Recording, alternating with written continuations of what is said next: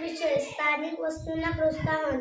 उद्दिष्ट स्वतःच्या हाताने बनवलेल्या स्थानिक वस्तूंना प्रोत्साहन देणे आणि भारतीय परंपरेचा सन्मान राखणे. प्रस्तावना. भारत हा परंपरा, संस्कृती आणि कला यांचा देश आहे. आपल्या देशातील कारागिरी, शेतकरी आणि कलाकार आपली कला वापरून सुंदर वस्तू तयार करतात. वोकल फॉर लोकल म्हणजे आपल्या देशात बनलेल्या वस्तूंना प्राधान्य देणे आणि त्यांचा वापर वाढवणे.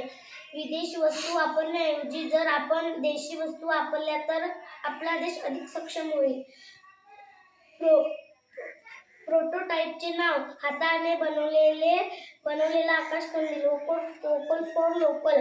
साहित्य. रंगीत कागद, कात्री, गोंद, दोरी, थोडे सजावटी साहित्य, ग्लिटर, मणी, फिती इत्यादी. बनवण्याची पद्धत. रंगीत कागद घेऊन त्यावर पट्ट्या कापल्या, त्या पट्ट्यांना एकत्र चिटकवून सुंदर आकाशकंदील तयार केले. त्यावर मेड इन इंडिया आणि वोकल फॉर लोकल असा छोटा टॅग लावला. सजावट करताना कोणतेही प्लास्टिकचे साहित्य न वापरता फक्त पर्यावरणपूरक वस्तू वापरल्या. स्पष्टीकरण. या प्रोडक्टमध्ये आम्ही हाताने बनवलेला आकाशकंदील तयार केला आहे.